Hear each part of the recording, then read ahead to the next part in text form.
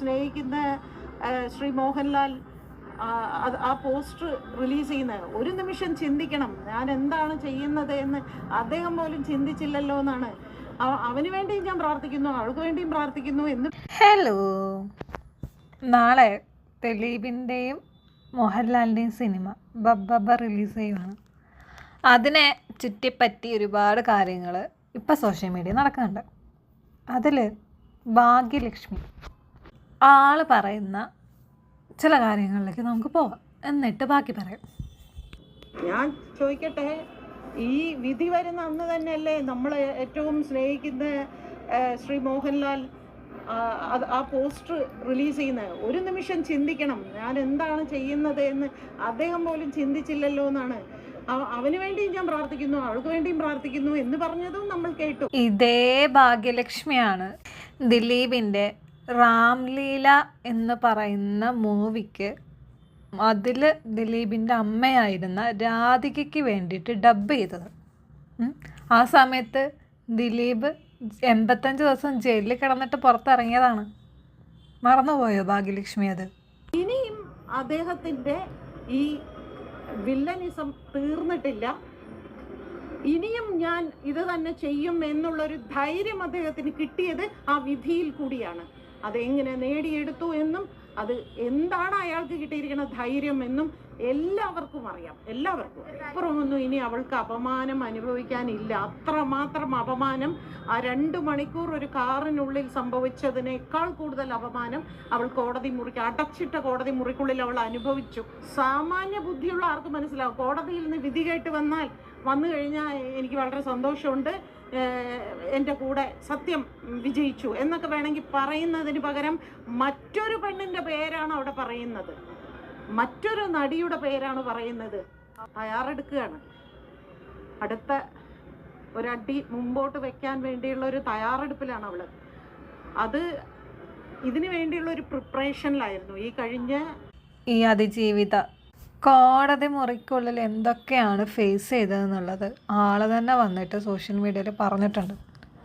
നമ്മൾ ഇങ്ങനെ ഒരു കാര്യം ഫേസ് ചെയ്തു എന്നുള്ളത് ആൾക്കാരുടെ മുന്നിൽ വെച്ചിട്ട് പിന്നെയും പറയേണ്ടി വരിക എന്ന് പറയുന്നത് അതിനേക്കാളും വേദന, അതല്ലെങ്കിൽ ഒരു തരം മാനസിക സംഘർഷമില്ലേ, അതുള്ള കാര്യം വേറൊന്നും കാണത്തില്ല. പ്രത്യേകിച്ച് പെൺകുട്ടികളുടെ കാര്യത്തിൽ ഇങ്ങനൊരു കാര്യം സംഭവിച്ചു എന്നുള്ളത് വീണ്ടും പറയുക എന്ന് പറയുന്നത് അത്ര നിസ്സാരമായിട്ട് പറ്റുന്ന കാര്യമല്ല.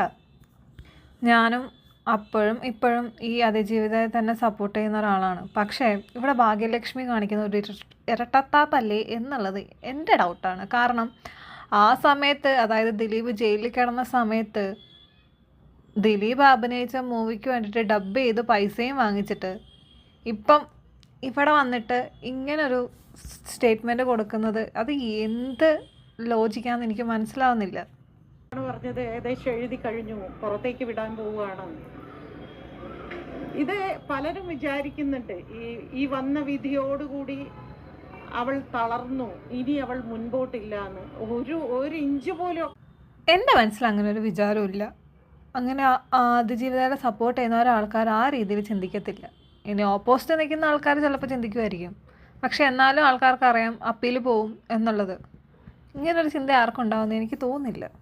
കാരണം ഇപ്പം കൊടുത്ത ശിക്ഷ എന്ന് പറയുന്നത് അത് അവർക്ക് ഫേവർ ചെയ്ത രീതിയിലാണ് തോന്നുന്നത്. കാരണം ഒന്നും അല്ലടേ, ഇത്രയും അനുഭവിച്ചൊരു പെങ്കൊച്ച് അനുഭവിച്ചിട്ട് അവർക്ക് കൊടുത്ത ഒരു വിധി എന്ന് പറയുന്നത് അതിനേക്കാളും ഭേദം അവരെ പുറത്ത് വെറുതെ വിടുന്നതായിരുന്നു എന്നുള്ളത് ഞാൻ മുമ്പത്തെ വീഡിയോയിലും പറഞ്ഞിട്ടുണ്ട്. ഇങ്ങനൊരു ശിക്ഷ കൊടുക്കുന്നതിനേക്കാളും ഭേദം അവരെ പുറത്ത് വിടുന്നത് തന്നെയായിരുന്നു, അല്ലേ?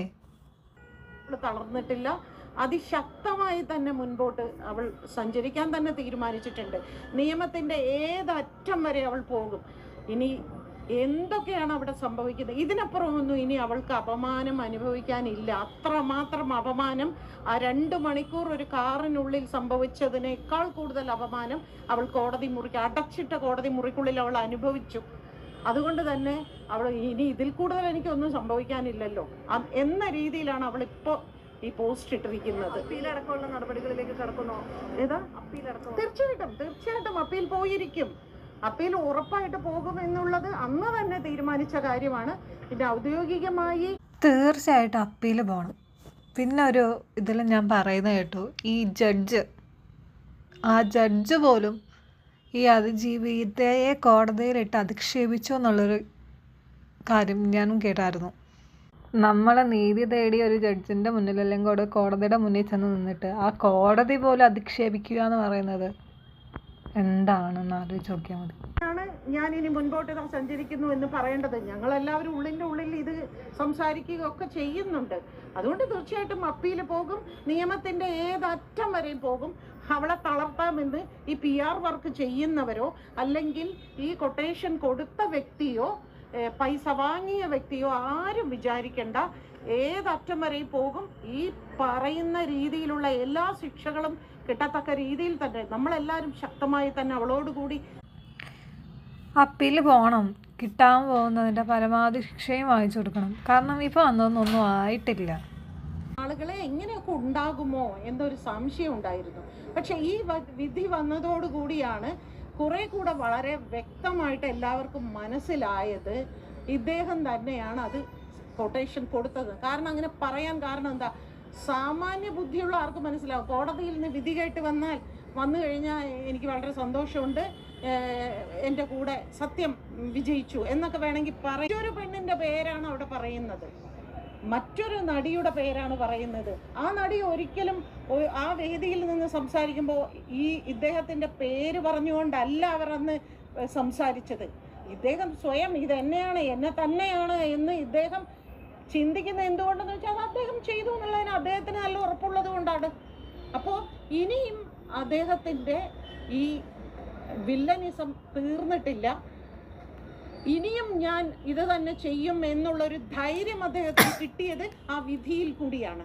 അതെങ്ങനെ നേടിയെടുത്തു എന്നും അത് എന്താണ് അയാൾക്ക് കിട്ടിയിരിക്കുന്ന ധൈര്യം എന്നും എല്ലാവർക്കും അറിയാം. എല്ലാവർക്കും മഞ്ജു വാര്യരാണത് പറഞ്ഞത്, ഗൂഢാലോചന ഉണ്ട് എന്നുള്ളത്.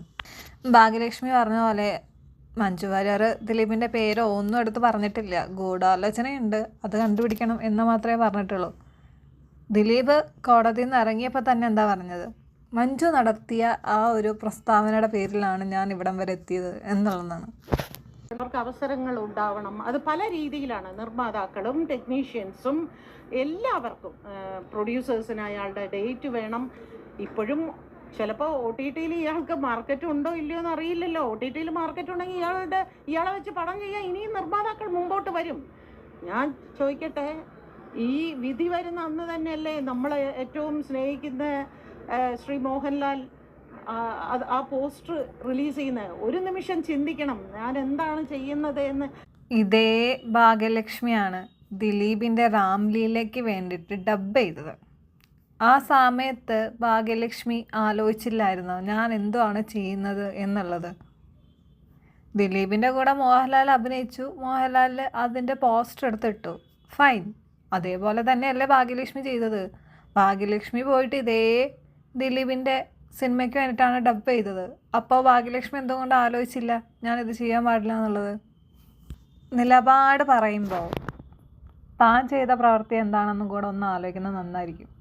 താൻ ഇതേ കാര്യം ചെയ്തിട്ടാണ് വേറൊരാളെ വന്ന് വിമർശിക്കുന്നത്. അതായത് ഭാഗ്യലക്ഷ്മി ദിലീപിൻ്റെ മൂവിക്ക് പോയി ഡബ് ചെയ്തിട്ടാണ് ദിലീപിൻ്റെ കൂടെ അഭിനയിച്ച മോഹൻലാൽ പോസ്റ്റ് ചെയ്ത ഒരു പോസ്റ്ററിന് വേണ്ടിയിട്ട് ഇങ്ങനെ സംസാരിക്കുന്നത്. ഇതിനെ നമ്മൾ രണ്ട് വെള്ളത്തിൽ കാലിട്ട് നിൽക്കുക അല്ലെങ്കിൽ ഇരട്ടത്താപ്പ് എന്നൊക്കെ പറയും. മനസ്സിലായോ? ശരിയെന്നാ.